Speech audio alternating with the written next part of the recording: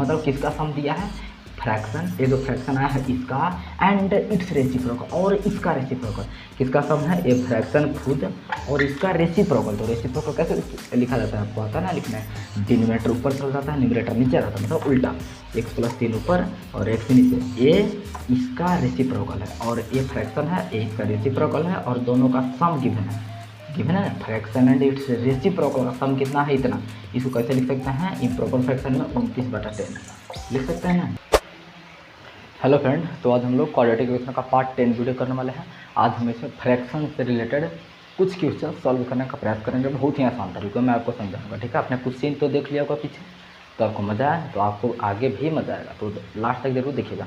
तो देखिए ध्यान से, इसको मैं सबसे फर्स्ट क्वेश्चन हम लिए हैं आपके लिए, the denominator of a fraction is 3 more than its numerator, the sum of the fraction and its reciprocal is 2.9/10, तो फाइंड द फ्रैक्शन। देखिए, तो एक बात आप ध्यान दीजिएगा, जब भी फ्रैक्शन से रिलेटेड कुछ क्वेश्चन सॉल्व करना होगा तो उसमें हम क्या लेते हैं, न्यूमरेटर और डिनोमिनेटर मांगा जाता है, ठीक है। फ्रैक्शन डायरेक्ट एक्स वाई से मत मान लीजिएगा, हम उसमें से न्यूमरेटर और डिनोमिनेटर मांगते हैं। तो यहाँ पे ध्यान से देखिए, यहाँ पे आपको एक्स वाई मानने की आवश्यकता नहीं होगी, क्योंकि क्वाड्रेटिक इक्वेशन है, लीनियर इक्वेशन 2 वेरिएबल नहीं है, आपको एक ही वेरिएबल में मानना पड़ेगा। तो थोड़ा सा क्वेश्चन को समझते हैं। The denominator of a fraction is 3 more than its numerator, मतलब बोल रहा है कि जो फ्रैक्शन का डिनोमिनेटर है ना, वो 3 मोर है, मतलब 3 ज़्यादा है। किससे ज़्यादा है, न्यूमरेटर से, मतलब न्यूमरेटर जितना होगा ना उससे 3 बड़ा है डिनोमिनेटर, ठीक है। तो न्यूमरेटर को अगर x मानते हैं तो डिनोमिनेटर x + 3 हो जाएगा। न्यूमरेटर को अगर x मानते हैं तो डिनोमिनेटर x + 3 हो जाएगा। बोल रहे हैं ना कि 3 हमेशा बढ़ेगा। कौन बढ़ेगा, डिनोमिनेटर। किससे बढ़ेगा, न्यूमरेटर से। तो न्यूमरेटर को पहले आपको x लेना पड़ेगा, उसके बाद ही अपने आप x + 3 हो जाएगा। तो ऐसे लीजिए कि let the numerator be x, numerator को ही x लीजिएगा, डिनोमिनेटर को x मत लीजिएगा, समझ रहे हैं ना। इसको x लेंगे तभी तो ये इससे बड़ा है, जिससे बड़ा है उसी को तो पहले लेना पड़ेगा, है ना। अब डिनोमिनेटर यहाँ से अपने आप आ जाएगा, देखिए कितना होता है डिनोमिनेटर। अब यहाँ से आपका आ जाएगा, इससे बोल रहा है कि डिनोमिनेटर जो न्यूमरेटर से 3 बड़ा है, तो x है तो x + 3 हो जाएगा, हो जाएगा। 3 बड़ा मतलब 3 प्लस हो जाएगा। यहाँ से आप फ्रैक्शन भी लिख लीजिए कितना आता है, ठीक है, फ्रैक्शन भी जरूर लिख लीजिएगा। तो फ्रैक्शन न्यूमरेटर ऊपर लिखाता है और डिनोमिनेटर नीचे आ जाता है, बस आपका फ्रैक्शन निकल चुका है। अब कैसे भी करके आपको x का वैल्यू फाइंड कर देना है और फिर जहाँ पे सब्स्टिट्यूट करते ही फ्रैक्शन आ जाएगा। समझ रहे हैं मेरी बात को। चलिए x निकालने का प्रयास करते हैं, उसके लिए आगे का पार्ट आपको पढ़ना होगा। अब यहाँ पे लिखेंगे अकॉर्डिंग टू क्वेश्चन। देखिए क्या बोल रहा है, the sum of the fraction and its reciprocal is इतना, मतलब किसका सम दिया है, फ्रैक्शन, ये जो फ्रैक्शन आया है इसका एंड इट्स रेसिप्रोकल और इसका रेसिप्रोकल, किसका सम है, ये फ्रैक्शन खुद और इसका रेसिप्रोकल। तो रेसिप्रोकल कैसे लिखा जाता है, आपको आता है ना लिखना है, डिनोमिनेटर ऊपर चल जाता है, न्यूमरेटर नीचे रहता है, मतलब उल्टा, x + 3 ऊपर और x नीचे। ये इसका रेसिप्रोकल है और ये फ्रैक्शन है, ये इसका रेसिप्रोकल है और दोनों का सम गिवन है ना, फ्रैक्शन एंड इट्स रेसिप्रोकल का सम कितना है, इतना। इसको कैसे लिख सकते हैं, इम्प्रॉपर फ्रैक्शन में 29/10 लिख सकते हैं ना, 10 दूनी 20 29 आता है। बस हो गया, आपका एक्सप्रेशन बन चुका है इक्वेशन। अब यहाँ से आपको सॉल्व होकर के क्वाड्रेटिक इक्वेशन मिलेगा, जिसको रूट फाइंड करेंगे तो हमारा x आ जाएगा। तो देखिए करने का प्रयास करते हैं, नीचे का अगर आप एलसीएम लीजिएगा तो दोनों को तो मल्टीप्लाई ही करना पड़ेगा, तो x² + 3x आएगा। ऊपर सॉल्व करते हैं, कैसे करते हैं, इसको से इसको पहले डिवाइड करते हैं तो x बार में कटेगा, तो वही x से ऊपर मल्टीप्लाई करते हैं तो x² आता है। फिर इसे इस तरह करते हैं, इसको से इसको डिवाइड करेंगे तो x + 3 आएगा, और जितना आया उतना ही से ऊपर मल्टीप्लाई करेंगे तो इतना आ जाएगा शायद, है ना। आप कर लीजिएगा ना ढंग से, और इधर 29/10। बस अब आप क्या करना है, क्रॉस मल्टीप्लाई करना है। यहाँ पे बन गया 2x² + 6x + 9, और पूरा में इससे 10 से मल्टीप्लाई होगा, क्रॉस मल्टीप्लाई बोला ना। तो 2x² में अगर 10 से होगा तो 20x² हो जाएगा, 6x में अगर 10 से होगा तो 60x हो जाएगा, +9 में अगर 10 से होगा तो 90 हो जाएगा, ठीक है। और बराबर अगर ये दोनों में करेंगे तो कितना हो जाएगा, 29 में x² से तो 29 x² हो जाता है, 29 में अगर 3x से करेंगे तो 87x हो जाएगा, समझ रहे हैं। चलिए अब लाइक टर्म को एक साथ करके क्वाड्रेटिक इक्वेशन बन जाएगा, जिसको फिर आपको आगे सॉल्व करना है। तो देखिए पहले 20x² और 29x² अगर इधर आएगा तो सॉल्व करने पर -9x² हो जाएगा। 60x और 87x जब इधर आएगा तो सॉल्व करने पर -27x हो जाएगा, +90 तो इधर ही रहेगा। ठीक है, चलिए हो गया बराबर 0।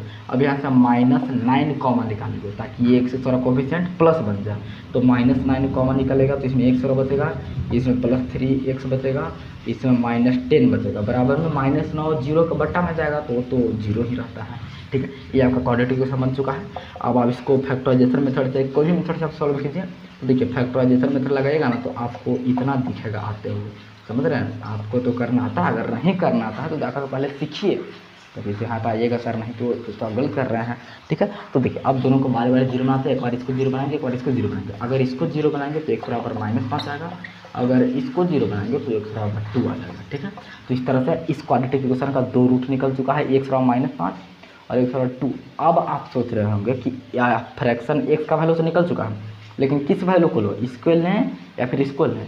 तो देखिए यहाँ पे माइनस माइनस में कुछ नहीं दिया है। ठीक है, तो इसको आप नेगलेक्ट कीजिए, समझ रहे हैं। हमेशा प्लस वाला को ही ज़्यादातर मायने रखा जाता है। तो ये फ्रैक्शन हमारा प्लस नहीं है तो +2 को यहाँ पे लीजिए।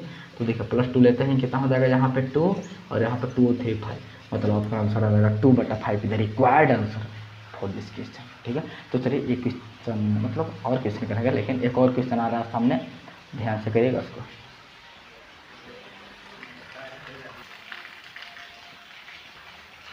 चलिए तो इसको आप पॉज करके ट्राई कर सकते हैं, अगर सॉल्व हो सकता है तो खैर हो ही जाएगा, अगर आप ध्यान से देखिए करिएगा तो देखिए इसको हम आपको बताने का फिर से प्रयास करते हैं, बहुत ही आसान तरीके में। आप ध्यान से देखिएगा क्या बोल रहा है, the numerator of a fraction is 3 less than it's denominator.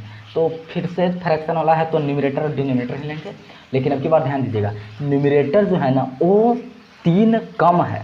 Numerator of a fraction is 3 less than it's denominator, मतलब न्यूमरेटर 3 कम है, किससे कम है, देन डिनोमिनेटर से। तो जिससे कम है उसी को आपको x लेना पड़ेगा ना, बताया ना। तो यहाँ पे आपको न्यूमरेटर को x नहीं, अब की बार डिनोमिनेटर को x लेना पड़ेगा। ठीक है, क्योंकि बोल रहा है कि numerator of a fraction is 3 less, तो किससे लेस है, तो डिनोमिनेटर से लेस है। तो पहले डिनोमिनेटर तो पता चले कि है कितना, समझ रहे ना। तो डिनोमिनेटर से लेस है तो पहले डिनोमिनेटर पता हो जाना चाहिए ना कि वो है कितना, तभी तो उससे 3 कम हो जाएगा। ठीक है, तो इसीलिए सबसे पहले डिनोमिनेटर को x ले रहे हैं। यहाँ पे ऐसे लिखे कि let the denominator be x। ठीक है, तो जिससे कुछ होगा ना पहले उसी को x लेंगे, पहले वो तो पता चल जाए कि वो कितना है, उसके बाद ही तो उससे 3 ज़्यादा सब करते रहेंगे। ठीक है, तो डिनोमिनेटर से 3 लेस बोल रहा था तो डिनोमिनेटर को पहले x ले लिए। अब हमारा देखिए न्यूमरेटर अपने आप x के रूप में कन्वर्ट हो जाएगा। कितना हो जाएगा हमारा न्यूमरेटर अब x से 3 कम, 3 बोल रहा है, 3 कम बोल रहा है, किससे, डिनोमिनेटर से। तो डिनोमिनेटर अब हमको पता चल चुका है कि x है, तो x से 3 कम मतलब x से 3 माइनस होगा, है ना। x से 3 मोर बोलेगा तो आगे जाएंगे, कम बोलेगा तो पीछे आएंगे, तो आप समझते हैं, तो -3 हो गया। चलिए तो यहाँ से फ्रैक्शन कितना बन जाएगा, थोड़ा सा यहाँ पे फ्रैक्शन लिख लीजिए। तो फ्रैक्शन न्यूमरेटर ऊपर जाता है, x -3 ऊपर जाएगा और डिनोमिनेटर नीचे आता है, इतना तो आप आई होप समझते हैं ना। चलिए अब हम अकॉर्डिंग टू क्वेश्चन में जाके आगे वाला पार्ट पढ़ के आगे इक्वेशन बनाते हैं। देखिए क्या बोल रहा है, if 1 is added to the denominator the fraction is decreased by 1/15। मतलब बोल रहा है कि यदि हम इस फ्रैक्शन के डिनोमिनेटर ऊपर केवल डिनोमिनेटर में 1 ऐड कर देते हैं, बोल रहे हैं 1 इज एडेड टू डिनोमिनेटर, मतलब नीचे जो है ना डिनोमिनेटर, इसमें अगर 1 ऐड कर देना तो ये फ्रैक्शन 1/15 कम जाता है, 1/15 कम जाता है, 1/15 नहीं हो जाता है, 1/15 कम हो जाता है इसी फ्रैक्शन से। तो देखिए कैसे लिखेंगे, तो हमारे पास फ्रैक्शन अभी ये वाला है। ठीक है, तो बोल रहा है कि अगर डिनोमिनेटर में 1 ऐड कर देते हैं तो चलिए ऐड कर दें। चलिए अब तो बहुत भयानक हो गया, अब डिनोमिनेटर में 1 ऐड कर चुके हैं, तो अब क्या हो गया, ये डिनोमिनेटर में जैसे ही 1 ऐड करेंगे तो ये वाला फ्रैक्शन पहले वाला फ्रैक्शन से 1/15 कम जाएगा। पहले वाला फ्रैक्शन इतना था, इससे 1/15 माइनस हो गया, समझ रहे हैं बात को। जो नया फ्रैक्शन बना ना 1 ऐड करने पर, ये फ्रैक्शन पहले वाला फ्रैक्शन से 1/15 कम है, इतना समझ लीजिए, 1/15 कम है ही। चलिए बस हो गया, इतना आप समझ गए, उसके बाद तो आप सॉल्व कर ही लेंगे। तो देखिए अब कितना होता है, इधर उसको पहले इधर ला लेते हैं x वाला टर्म को, तो माइनस में हो जाएगा आकर के, और बराबर उधर -1/15 बचेगा। इसको ज़रा सॉल्व कर लीजिए। अगर आप इसको ढंग से सॉल्व कीजिएगा तो नीचे नीचे तो एलसीएम लेंगे तो मल्टीप्लाई ही करना पड़ेगा, इतना आ जाएगा। इसको से इसको डिवाइड करेंगे, x और में कटेगा, वही x से ऊपर मल्टीप्लाई करेंगे तो x² -3x होता है। यहाँ पे माइनस का माइनस यहाँ करेंगे, इसको डिवाइड तो x+1 आता है। x+1 से ऊपर मल्टीप्लाई करेंगे तो कितना आ जाएगा, x² और -2x, लेकिन ये वाला माइनस की वजह से +2x हो जाएगा, फिर -3 जिसके वजह से +3 हो जाएगा। ये तो आप कर लेंगे ना। अब बराबर -1/3 बस अब सॉल्व कीजिए तो यहाँ x और x और तो खत्म हो जाएगा, -3x और +2x, तो इधर बचेगा -1, ठीक है। और ऊपर क्या बच रहा है, +3, और नीचे हमारा बच रहा है ऊपर, हाँ ठीक है, और नीचे क्या बच रहा है, x² + x और यहाँ बच रहा है -1/15, ठीक है। अब क्रॉस मल्टीप्लाई कर लेते हैं एक बार, यहाँ से यहाँ करेंगे तो -15x + 45 और उधर आ जाएगा -11x और क्या हो जाएगा, नहीं -x और -x, ठीक है। अब चलिए x और को इधर लाते हैं तो +x हो जाएगा, -15x और इधर आएगा माइनस तो +x, तो -15x और +x तो -14x हो जाएगा और +45 बराबर जी। बस आपका क्वाड्रेटिक क्वेश्चन आप बना लेंगे, हम समझ रहे हैं, इतना तो आपको करना आता है। अब इसको फैक्टराइजेशन मेथड से अगर सॉल्व करना चाहेंगे तो x - 9 और x - 5 आएगा। अगर फैक्टराइज कीजिएगा ढंग से तो x बराबर एक बार 9 आ जाएगा और एक बार एक तरफ 5 आ जाएगा, दोनों को 0 बनाएंगे ना तो इस तरह से 2 रूट आएगा, 9 भी आ सकता है, 5 भी आ सकता है, लेकिन अब की बार तो कोई माइनस नहीं आ रहा है, दोनों का दोनों एक्सेप्टेबल है, दोनों लेंगे। अगर x बराबर 9 लेते हैं तो कितना आता है, 9 - 3/9, एक से अपन 9 पुट कर रहे हैं, ठीक है। तो 9 - 3 ऊपर 6 हो जाएगा, नीचे तो 9 के 9 रह जाएगा, ठीक है। तो एगो आंसर ये आ जाएगा। अगर 5 लेते हैं तो ऊपर आता है कितना, 5 - 3 यानी कि 2 और नीचे 5 के, मतलब दोनों आंसर हो सकता है, बिल्कुल हो सकता है, समझा। लेकिन आप ध्यान दीजिए, अगर इसको काट छाँट करेंगे ना तो कितना आ जाएगा, 2/3 हो जाएगा, है ना। तो 2/3 तो एक्सेप्टेबल ही नहीं होगा, आप देख रहे हैं ना, क्योंकि न्यूमरेटर जो 3 कम होना चाहिए इससे, लेकिन नहीं है, तो 6/9 को आप नहीं भी लीजिएगा तो चलेगा, लेकिन आपका फाइनल आंसर 2/5 होना चाहिए। खैर चलिए अगला क्वेश्चन पर चलते हैं।